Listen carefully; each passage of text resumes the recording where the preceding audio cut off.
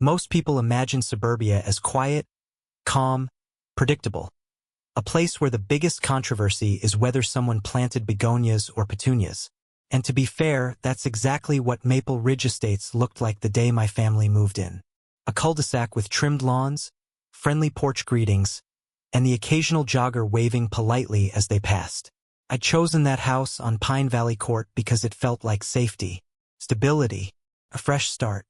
And for a while it was until the morning everything changed. That morning, I was sitting on my porch with a cup of coffee, the way I always did. The sun was still low, the street was quiet, and the only sound was a sprinkler ticking rhythmically somewhere down the block. And then, like the opening scene of a documentary I never signed up for, 6 black SUVs rolled into the neighborhood. They stopped right in front of the Lawson home. Agents wearing dark jackets stepped out, jackets with 3 unmistakable yellow letters across the back.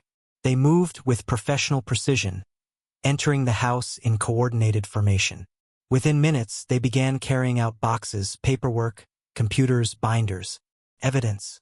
And there, on her front lawn in slippers and her signature HOA president's sash, stood Patricia Lawson, insisting loudly that the situation was all a misunderstanding. That was the day everyone learned what had been happening behind the scenes.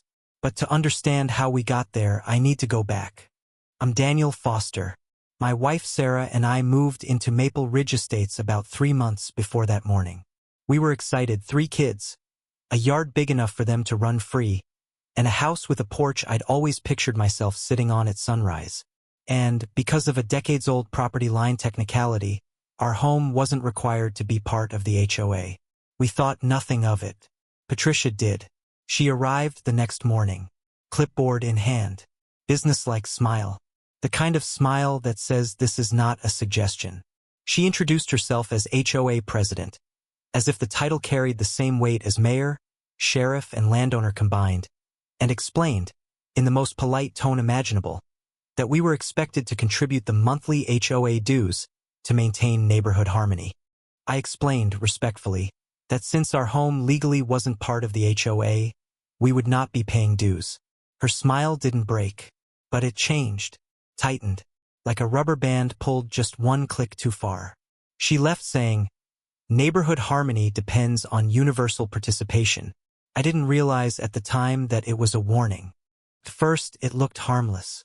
Flyers tucked under my windshield, pamphlets about community improvement.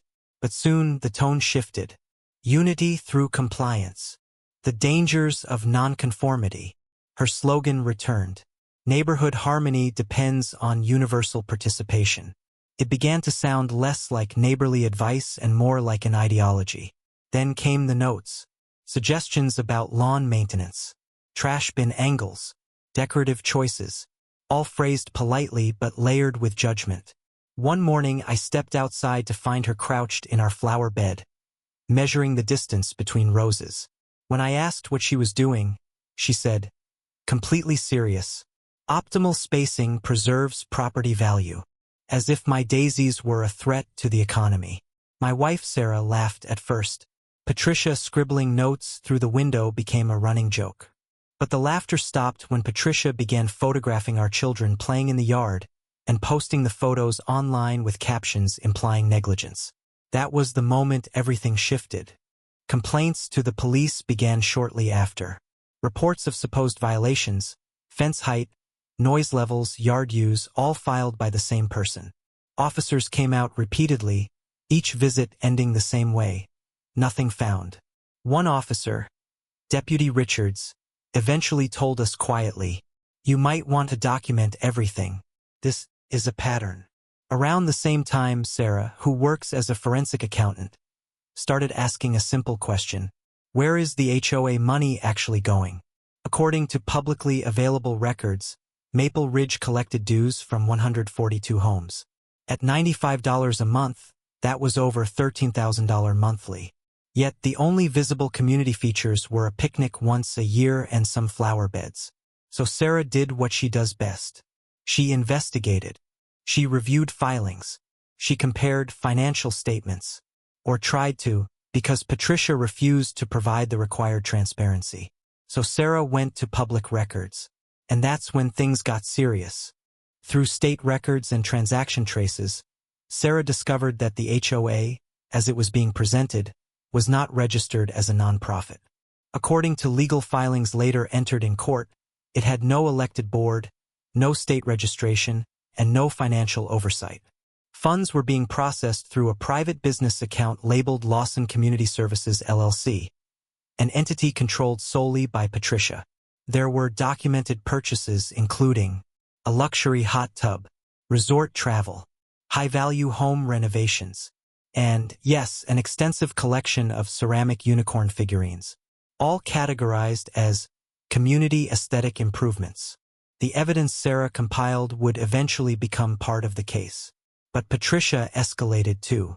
She filed complaints alleging we were running a daycare because kids played in our yard, animal control visits, health department inquiries, fire marshal inspections.